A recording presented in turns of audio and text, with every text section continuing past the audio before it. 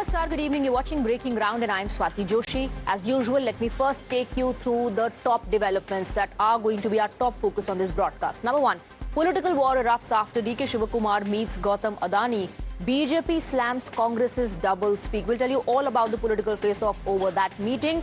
Storm over Rahul's remark on smashing patriarchy and Manusmriti is intensifying as well.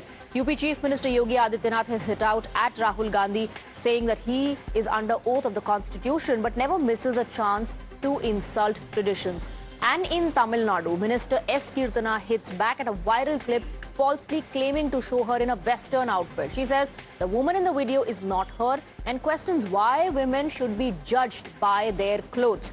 There's another development in Tamil Nadu. Pitch for Vijay as the next Prime Minister is growing within the TVK. But Ally Congress is pushing back, says the idea, calls the idea a fantasy and a dream.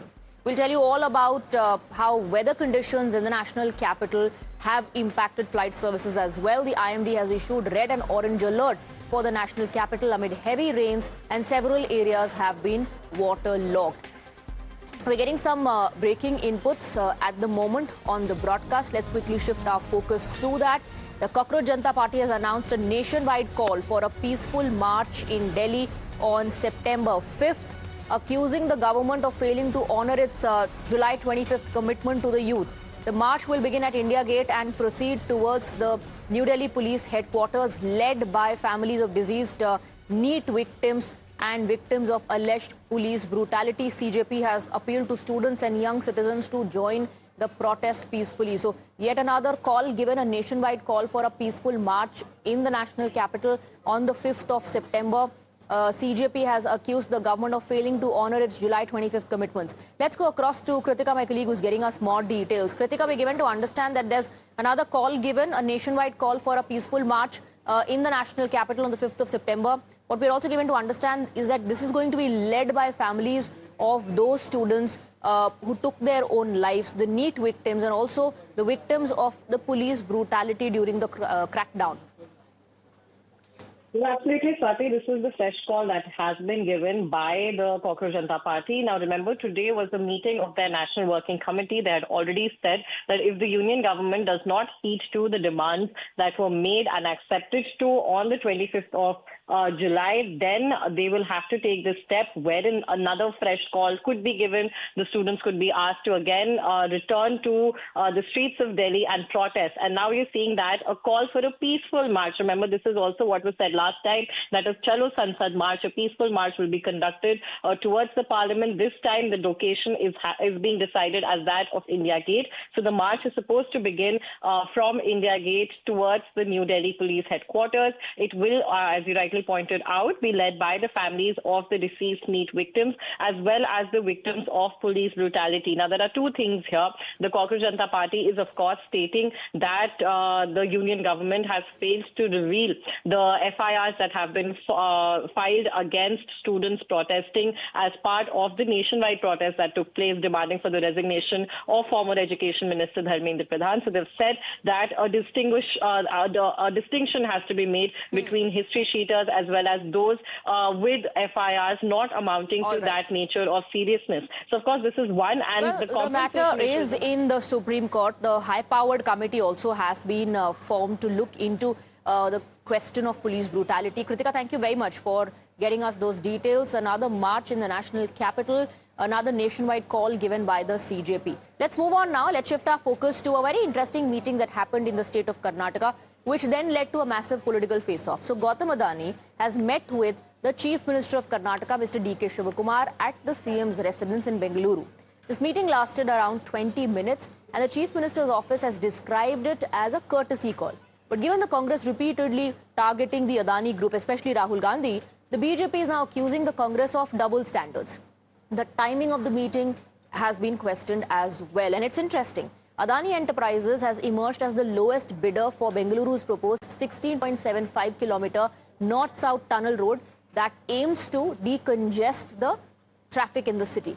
Adani Group has emerged as the lowest bidder and their bid is around 22,267 crore rupees, which is nearly 4,600 crore rupees above the government's estimated cost of 17,698 crores. The BJP is stepping up pressure and wants to know why a red carpet is being rolled out for Gautam Adani when Rahul Gandhi constantly hits out at the Modi government and talks about the government's or the centre's relations with the businessmen, the top businessmen. DKS is not the only one. Telangana Chief Minister Revanth Reddy, who signed investment deals worth 12,400 crore rupees with Adani Group at Davos in Jan 2024. Then you had the former Rajasthan Chief Minister Ashok Gehlot. 65,000 crore rupees investment proposal from Adani at the Invest Rajasthan Summit in October 2022 was welcomed. Gehlot defended the economic engagement, stating that no state government can refuse major employment generating investments. So when these are the instances when the Congress party embraced Adani, this is something that the BJP is highlighting now as well, saying this reflects double standard on part of the Grand Old Party. Let's first talk about Rajasthan. MOUs worth 1.68 lakh crore rupees signed December 2021 to March 2022. And this happened, of course, during the Gehlot Sarkar, the Congress government in the state of Rajasthan. Next, an investment of 65,000 crore rupees was planned. That too happened under the Congress's Gehlot Sarkar. Let's shift our focus from Rajasthan to Telangana, where 4 MOUs were signed for 12,400 crore rupees, and that happened under Mr. Revanth Reddy's Sarkar, the Congress Sarkar. In the state of Kerala, as far as the Vizhinjam port is concerned, a contract has been signed that happened under UDF's Uman Chandi government. And these are the instances that are being highlighted now of how the Congress party embraced the Adani group. BJP is attacking Congress, pointing to Rahul Gandhi's repeated attacks on the Modi government over the Adani group, while Congress-ruled states have continued to engage with the businessman. BJP says Rahul Gandhi calls Adani an agent of the BJP, while Congress governments are inviting him for meetings and business engagements. The Bharatiya Janata Party is now asking Rahul Gandhi to explain what it calls Congress's double standard on Gautam Adani. Listen in. One side, Adani is the agent of BJP. Rahul Gandhi regularly telling. Other side, in Karnataka Congress, they invited for the breakfast. What is this? He is not an agent of BJP or any political party. He is a businessman. He is doing business. At least Mr. D.K. Kumar have to tell Mr. Rahul Gandhi, please correct your word. That I have to say Mr. D.K. Kumar to the Rahul Gandhi. Okay. Rahul Gandhi has never had to work for a living. Rahul Gandhi has never held any administrative post. Rahul Gandhi is very happy making these aimless, baseless allegations, and his politics revolves around that. Everybody in the Congress party is happy to meet Adani, Ambani or any other businessman. And Rahul Gandhi is the only one who claims that these businesses are bad. Rahul Gandhi on his foreign trips would meet all these shady businessmen. So maybe Rahul Gandhi is making a case that he is not interested in Indian businessmen, he is only interested in shady foreign businessmen. So the Congress party is now, of course, rejecting the double standards charge that has been leveled by the BJP with one point at the center of its defense. There was no political influence on the tender process. That's the Congress party's defense. The party says Adani Enterprises emerged as the L1 bidder through a transparent bidding process and that Karnataka government did not influence the tender in any way. Congress says that as long as the process is transparent and competitive, there is nothing wrong with Adani bidding for or winning a government project. Listen in. Adani ಅವ್ರ ಬಗ್ಗೆ ವೈಯಕ್ತಿಕ ನಮ್ದು ಏನೇ ಅಭಿಪ್ರಾಯ ಇರ್ಬೋದು. ನಮ್ಮ ಚಿತ್ತಾಪುರ್ನಲ್ಲಿ ACC cement factory ಖರೀದಿ ಮಾಡಿರೋದು. Asia's biggest clinker factory is in my constituency. Now it is Adani's. ನಾನೇನಾದರೂ ಮಾಡೋಕ್ಕಾಗ್ತದ? ಇಲ್ಲ. ಕಾನೂನನ್ನು ಪಾಲನೆ ಮಾಡಿ ಅಷ್ಟೇ.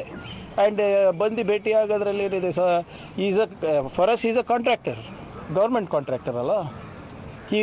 ಅವರು ಯಾವುದೋ ಒಂದೆರಡು ಪ್ರಾಜೆಕ್ಟ್ನಲ್ಲಿ L1 ಇದ್ದಾರೆ. Yes, it's a very important project for government of Karnataka. ನಾವಂತೂ we have not influenced the tender. ಈಗ ನಾಳೆ ಯು ಕ್ಯಾನ್ ಬಿ L1, ನೀವೇ L1 ಇರ್ಬೋದು. L1 ಇದ್ದಾಗ ಬಂದು ಸೌಜನ್ಯಕ್ಕೆ ಭೇಟಿ ಆಗಿರ್ತೀರ CMಗೆ, ಯಾಕಂದರೆ ಇಟ್ಸ್ ಅ ಬಿಗ್ ಪ್ರಾಜೆಕ್ಟ್. ಅದರಲ್ಲಿ for us is nothing but a contractor. So what is your say about the meeting which had taken place between the Chief Minister of Karnataka, D.K. Shivakumar, with Gautam Adani? BJP saying that this shows the double standards of the Congress Where are the double standards? We have been saying that there should be no monopoly. Any businessman gets any government work, it should be through a transparent bidding process. Mr. Adani got some project in Karnataka through a transparent bidding process. What's so wrong in that? वो तो वो व्यापारी है, industrialist है ना, उनका कारोबार port से लेके एयरपोर्ट सभी है, मिलना जरूरी होता है सीएम से, इसमें कोई नया तो नहीं है. Let's go across to Imran, my colleague, who's joining us in the broadcast with more details. A massive war of words now with the Bharatiya Janata Party highlighting that this is the Congress party's double standard. On one hand, your leader of opposition in Lok Sabha, Rahul Gandhi, keeps attacking the Modi government and says that the government is biased towards people like Ambani, Adani. And now you yourself are engaging with the same businessman. What does this say about the Congress party?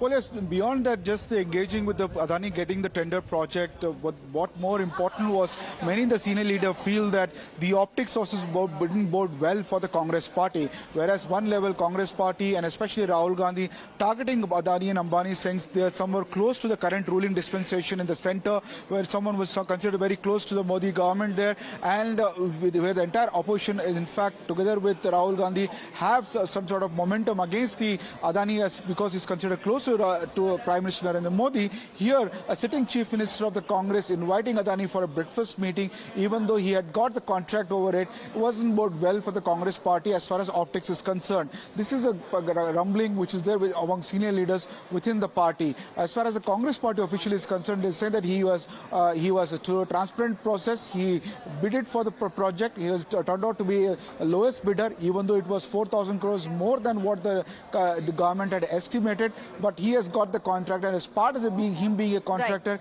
he had come to meet the Chief Minister. But the opposition is saying how many contractors are invited for the breakfast table for the Chief Minister. This is a special treatment, and this is double standards on the part of the Congress party. So the BJP says there's more than meets the eye, whereas the Congress party is concerned, their defense is that the bidding process was transparent. So what if it is Mr. Adani who's the lowest bidder? Thank you very much, Imran, for getting us the details. Let's move on now. We have some breaking inputs coming in on the broadcast. We're given to understand that Education Minister Prahlad Joshi has chaired a CBSE review meeting with senior education officials who've attended the meeting, and the focus or the agenda of the meeting was greater efficiency in the process. CBSE administrative process has been reviewed by the Education Minister. We'll also try and connect with our reporters to get you more details, the inside scoop on what transpired during the meeting, what was discussed and what was communicated to the officials of the Education Department. So the Education Mantri there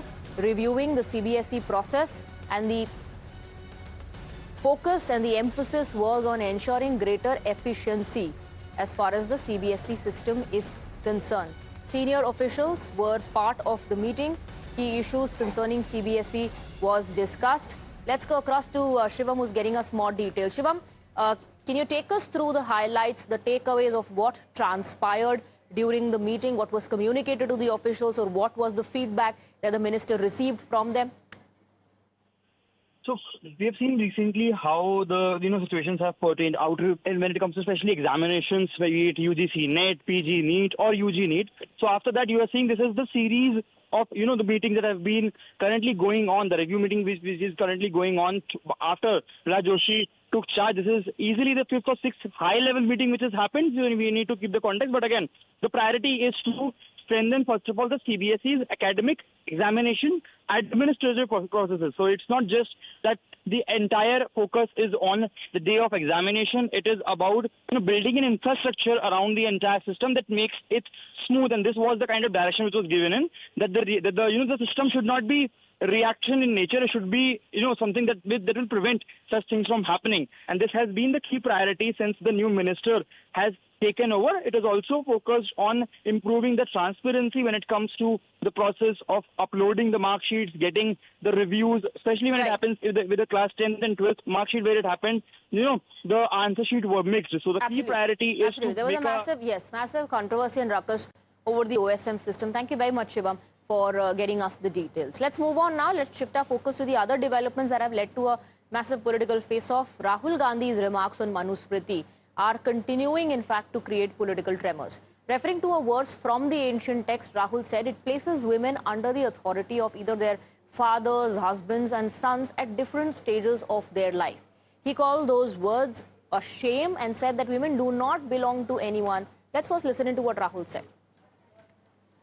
So you are either a mother or a wife or a daughter. And I'd like to quote over here the Manusmriti. Manusmriti says, in childhood, a female belongs to her father.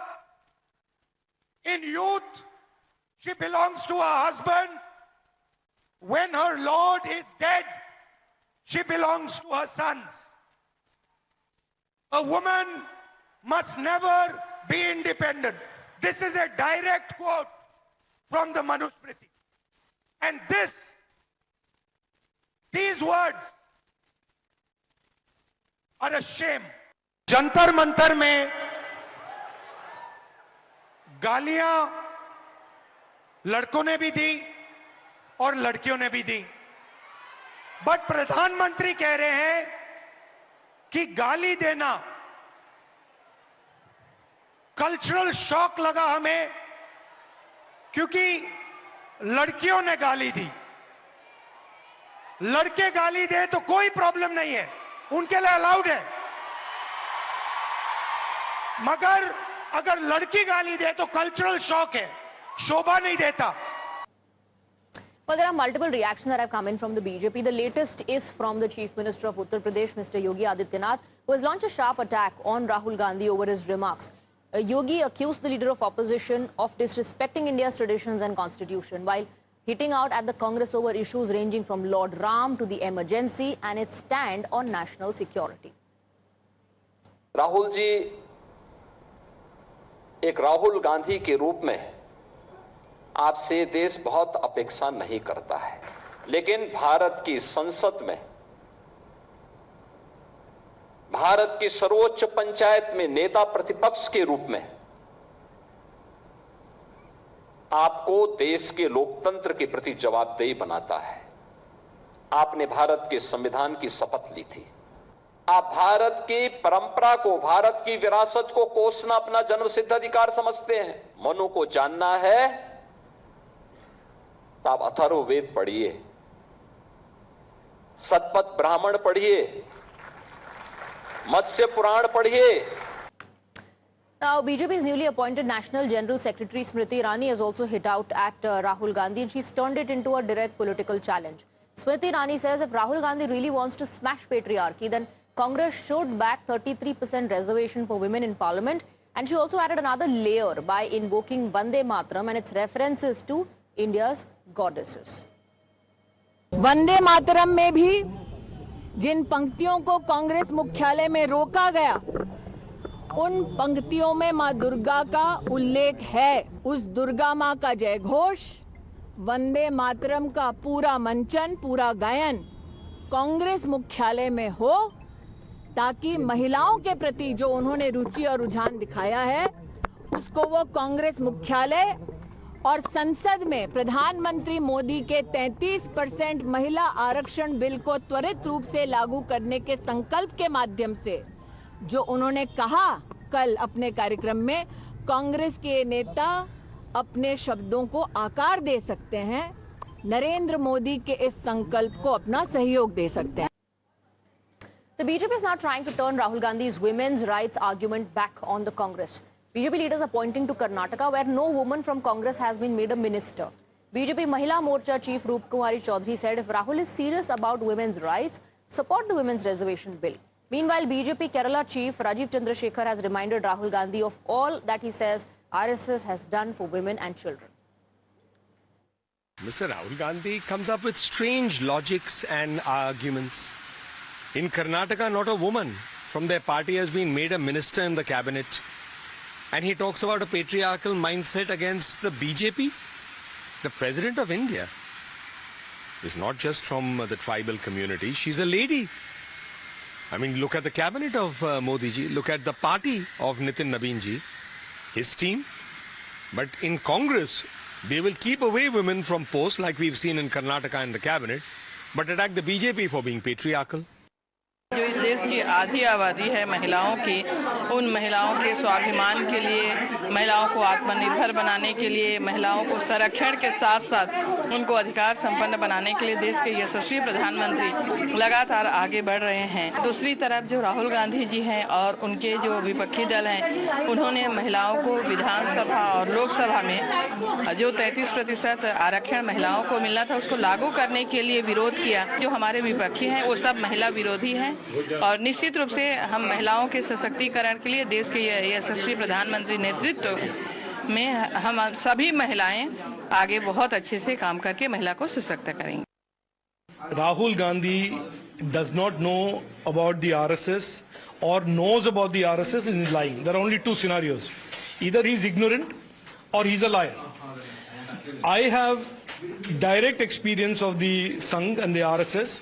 And I can assure you that organization, it thinks more about every Indian, man, woman and child, thinks about the country and its future more than the Congress party can ever do in its entire life. So, like I said, Rahul Gandhi is either reduced to being defined as either a liar or an ignorant. Now, that is something for the people of India to decide. Congress is not backing down. Pawan Kheda has gone straight after the BJP and RSS, asking how many women have headed the organizations. And Congress is also taking the BJP's 33% challenge head-on, stating that there is no need to wait for delimitation or even the census. The Congress has had 5 women presidents. How many women presidents have BJP had so far? How many women go to shakhas in RSS? Not as single, by the way. We gave the first woman prime minister, the first woman president. So ask them just to shut up. Number one. Number two, who championed the cause of women reservation in the parliament? Mrs. Sonia Gandhi. Got the bill passed. All of us were there with you, standing with you, because it was our efforts because of which the bill got passed. In September 2023, women reservation bill. You kept sitting on the bill, notified it in April 2026. Why? That shows your intention. Again, now you are hiding behind delimitation and census.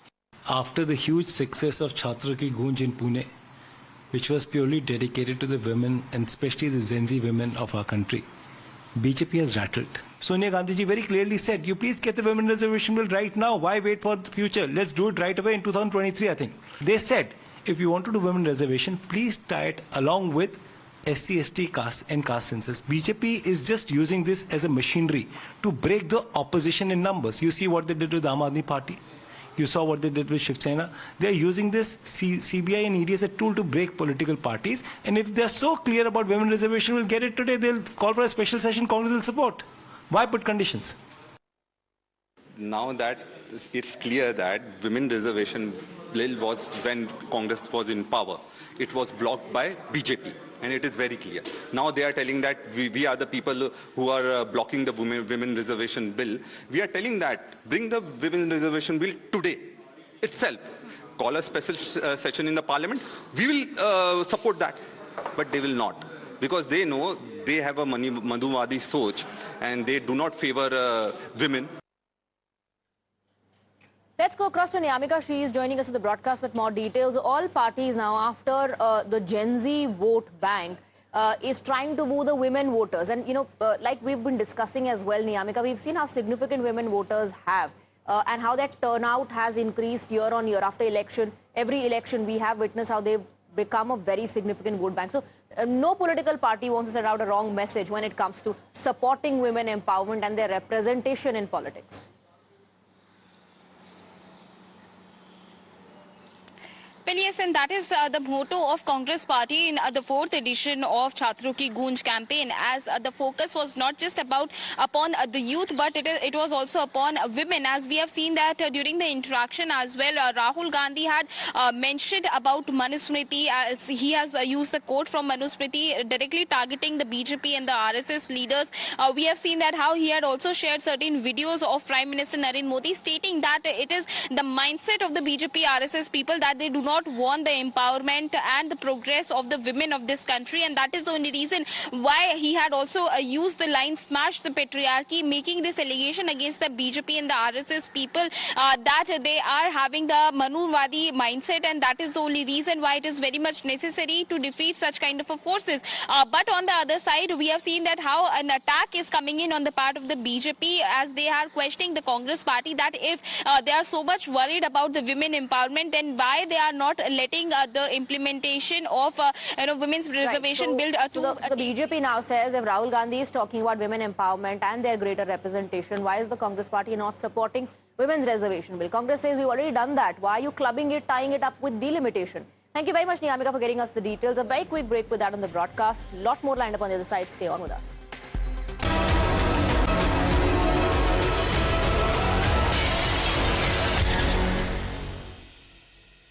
Breaking inputs coming in on the broadcast. Russian President Vladimir Putin welcomed External Affairs Minister S. Jaishankar and also asked the External Affairs Minister of India to convey his best regards to Prime Minister Narendra Modi, and said that he hoped to meet Prime Minister Modi again soon as planned during the SCO summit. So both leaders there discussing strengthening relations between India and Russia, and of course cooperation across sectors. Let's go across. A stranger is joining us on the broadcast with more details. So we're given to understand that Mr. Putin, the Russian president, has conveyed his best regards to the Prime Minister through S. Jaishankar. He says he's really looking forward to meeting the Prime Minister during the SCO summit.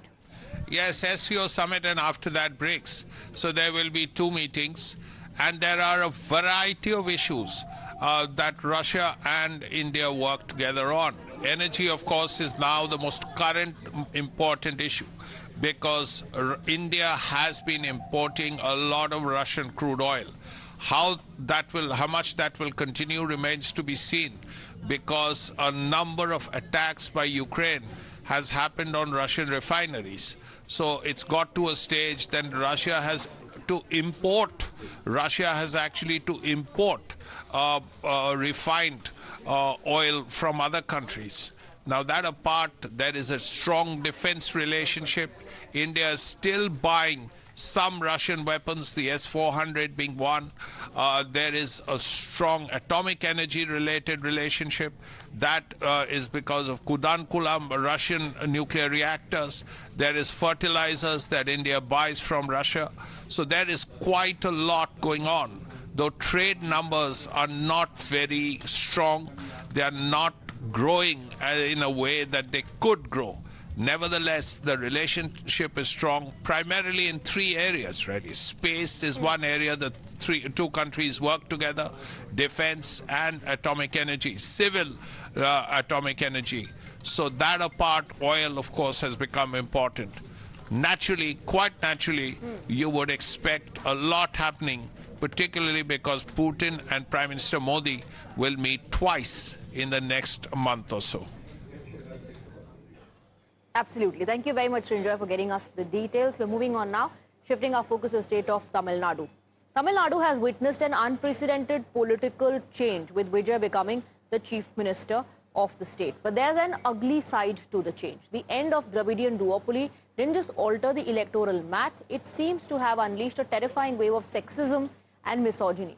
Today we tell you about two women, Trisha and Kirtana. One an established superstar, and another a young cabinet minister in Tamil Nadu. And both have one thing in common: they have been subjected to intense trolling and sexism, not because of their work or profession, but merely because they are women. And here's the latest. A video went viral in Tamil Nadu showing a young woman dressed in all black stepping out of a car. It's a simple video, it could be anyone, but here's why it went viral. An army of social media trolls claim that this was Tamil Nadu Industries Minister S. Kirtana. Their comments with the video just intended one thing: to point out that the minister was flaunting a Western outfit. They attacked everything from her character to her appearance and personal life, attempting to paint her as unfit for public office. Never mind that the girl in the video was not her at all. Kirtana took on the trolls to call out the misogyny, saying policing a woman's clothing was the oldest political tool. Video போட்டுருக்காங்க. நான் ஒரே ஒரு நிமிஷம் காமிச்சிடுறேன். அதாவது பொய் பிரச்சாரம்னா எப்படிலாம் சாதிக்கலாம் அப்படின்னு நினைச்சு இப்ப தினமும் சனி ஞாயிறுனா அவங்களோட வேலையே இதுதான். இன்னைக்கு நான் போய் பிரச்சாரத்தை காமிக்கிறேன், நீங்களே சிரிப்பீங்க. யாரு போட்டிருக்கா தெரியுமா? இது EPS 24/7 ப்ளூ டிக்கோட வந்து போட்டிருக்காங்க. யாரோ ஒரு பொண்ணு இந்த மாதிரி ஒரு அரைகுறை ட்ரெஸ் போட்டுட்டு கார்ல ஏறுறாங்க. இந்த வீடியோ எடுத்து போட்டு இது யார் என்று தெரிகிறதா? எதுல? EPS 24/7 ஒரு அபிஷியல் பேஜ். ஒரு பெண்ணை எப்படியெல்லாம் இழிவுபடுத்த முடியுமோ திமுகவும் அதிமுகவும் மாறி மாறி இப்ப இன்டர்நெட் எல்லாம் இப்படிதான் போடுறாங்க. Well, this isn't the first time Kirtana has been targeted. Previously as well, she had been targeted by even top DMK leaders, including Udaynidhi Stalin, who called her Reels Minister. She's been trolled for the way she speaks, the way she dresses, the way she handles TVK's social media, with the question being, is she an easy target only because she is a woman? And of course, Tamil Nadu has been seeing Trisha being trolled relentlessly as well. From her appearance at the Independence Day event to attending Vijay's oath-taking or just being known to be close to the Chief Minister, she has been unnecessarily dragged into politics time and again. Now remember, DMK mouthpiece Murasoli had questioned Trisha and launched a sharp attack. And here's what it said. Vijay's honor flew in the wind. Shamelessly made actress sit in the front row. CM and the actress saluted each other. Vijay committing acts of indecency openly. How will people accept this? All of this by DMK mouthpiece over her attendance of an Independence Day event. Trisha appears to have become a recurring target in the political crossfire over Vijay. Let's tell you more. So in February 2026, this is what Nayanar Nagendran of the BJP said. Vijay should come out of Trisha's house. Later, he was forced to apologize. May 2026, Anita Radhakrishnan of the DMK said, Vijay spends time at Trisha's house, and then said that the statement that was made was misunderstood. June 2026, A. Ariyappan, DMK leader, said Vijay's son can find him at Trisha's house. July 2026, R.B. Uday Kumar of the AIADMK said only Trisha can meet Vijay at 12 a.m. and upon being cross-questioned or asked for his clarification, he defended the criticism. Let's also listen into reactions coming in from BJP and Congress over this issue.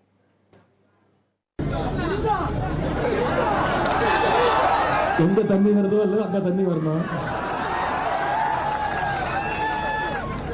Kaveri சொன்ன எங்க தண்ணி வருதோ அல்ல அங்க தண்ணி வரணும். காவிரி சொன்ன John Arokiasamy, Vishnu Reddy அவர்கள், ராம்குமார் அவர்கள் அரசின் ஆலோசகர்களாக நியமிக்கப்பட்டுள்ளார்கள். இதே போல நம்ம முதல்வர் விஜயின் அன்புக்குரியவராக அன்னி திரிஷா மேடம் அவர்களை எப்போது தமிழ்நாட்டினுடைய துணை முதல்வராக நியமனம் செய்து அறிவிப்பு வெளிவரும் என்று அதிர்ச்சியோடு ஆவலோடும் காத்திருக்கிறது அன்னை தமிழகம். Yes, whatever she said that about their dressings, about their attires, nobody can comment anything about it. And of course, women, we have to stand together to eradicate this kind of the recent day that menace that is keep on going on. Who does this? Mostly online trolling. You close your eyes, hand on your heart, which party does maximum online trolling, especially of women? BJP, full stop. Look at the way they keep attacking Sonia ji. So this is something which the BJP needs to introspect before giving bhashans to others. Just see what they do to women in this country. Dharni is joining us in the broadcast with more details. Well, one thing is common as far as the political reactions are concerned, Dharni, that every political party is pointing finger at the other.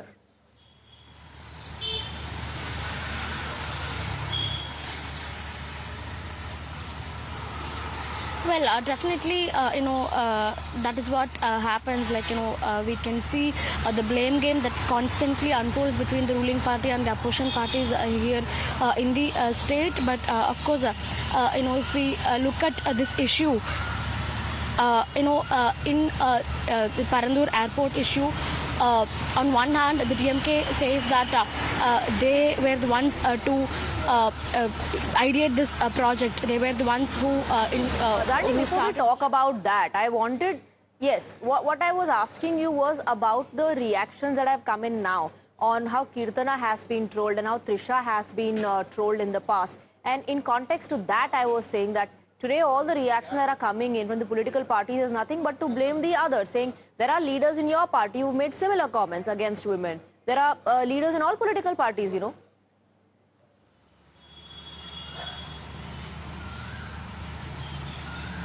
Well, earlier, of course, in terms of Trisha, we've seen numerous political leaders, be it Tamil Nadu BJP Chief Naina Nagendran or ADMK's RB Uday Kumar or others.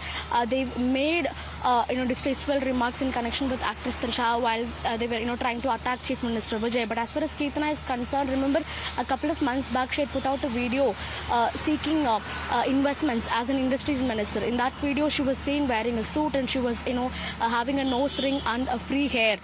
So at that time, also the trolls targeted Kirtana over her appearance and clothing choice. She gave it back to the trolls by telling that she should be judged only based on the work she does in the industries ministry and not by anything else. And for second time now, in connection with the viral question video, is here about mindset. Mindset on why questions are being raised about what a woman wears. Dani, to stay on with us. Let's shift our focus to the other big story that we are tracking from Tamil Nadu. The TVK is riding on a strong pro-Vijay wave in Tamil Nadu and the party is now setting its sights much higher. After coming to power in the state, TVK leaders are already talking about a bigger role for Vijay. They want to see him become the Prime Minister of the country. Just days ago, Tamil Nadu Minister Adav Arjuna said it was time for a South Indian to become the Prime Minister. Now the TVK has made its own ambitions clear. It wants the next Prime Minister from Tamil Nadu and it wants that person to be Vijay. Take a look. இன்றைய CM வருங்கால PM நம்முடைய மாண்புமிகு அதில் எந்த ஒரு மாற்று கருத்து கிடையாது. ஒவ்வொரு நொடியும் நம்ம எல்லாரும் சேர்ந்து அதை நோக்கி பயணிப்போம். வருங்கால பிஎம் அவர்கள் நம்முடைய மாண்புமிகு முதலமைச்சர் அவர்கள் என்பதையும் இன்றைய நிகழ்வுகள் நடைபெற்றுக் கொண்டிருக்கிறது. நான் புரட்சித் தலைவரோடு பயணத்தை மேற்கொண்டவன். புரட்சித் தலைவர் எம்ஜிஆரோடு, புரட்சித் தலைவர் அம்மாவோடும் பயணத்தை மேற்கொண்டேன். இரு தலைவரை பார்த்ததற்கு பிறகு அந்த தலைவர் வழியில் தமிழ்நாட்டை ஆளுகிற சக்தி மட்டுமல்ல, எதிர்கால இந்தியாவை ஆளக்கூடிய சக்தியாக விளங்கக்கூடியவர் தான் தமிழக வெற்றி கழகத்துடைய தலைவர் நம்முடைய தளபதி அவர்கள். வைக்க மாட்டாங்களா அப்படின்னு ஆசையா இருக்கு. அதுதான் நம்ம தளபதி எங்க போனாலும் அங்க போக்கஸ் இருக்கும். டெல்லிக்கு போனாலும் போக்கஸ் இருக்கும். நாளைக்கு அந்த டெல்லியே கூட அவர்தான் இருக்கலாம். இப்போ அடுத்த ஸ்டேஜுக்கு நம்ம தலைவர் போயிட்டு இருக்கிறாங்க. நேஷனல் லெவல்ல ஒரு லீடர் உருவாகிட்டு இருக்காரு. வேற யாரும் கிடையாது, நம்ம சீஃப் மினிஸ்டர் தான், நம்ம அண்ணன் தான். அது இப்பயே வெரி கிளியரா ஒரு மேண்டேட். அனதர் 2 years 2029 பாருங்க எப்படிப்பட்ட மாற்றங்கள் வரப்போகுதுன்னு பாருங்க. Well, the chorus for Vijay as the next Prime Minister is growing in Tamil Nadu with TVK party leaders openly backing the idea. But TVK's ally, Congress, is not too happy with this.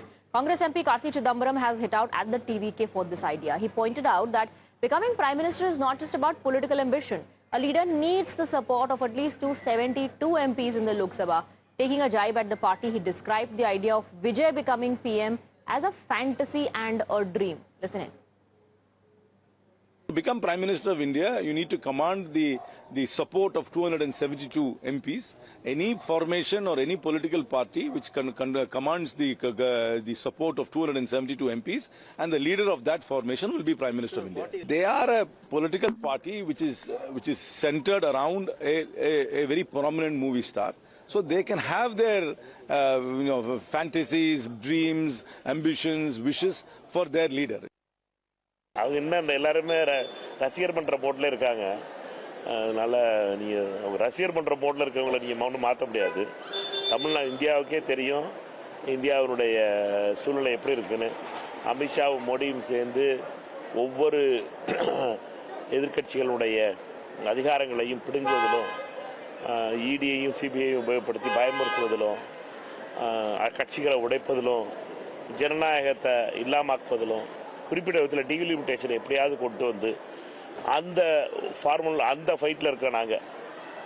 அவர்களுடைய mode வேற, எங்களுடைய mode வேற.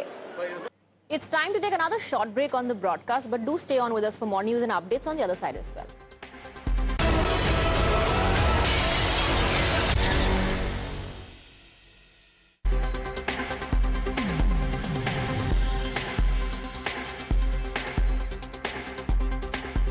Welcome back. Let's tell you about Delhi NCR, how intense rainfall continues over there. The entire Delhi NCR has been battered by heavy rain, bringing some relief from the humidity, but leaving several parts of the capital waterlogged. The IMD has now issued red and orange alerts, forecasting heavy to moderate rainfall, thunderstorms and gusty winds of up to 40 kilometers per hour over the next few hours. Several key locations have reported waterlogging, including Khan Market, RK Puram, Connaught Place, Mandi House, Janpath, Raisina Road and Barakhamba Road. In Connaught Place, water entered hotel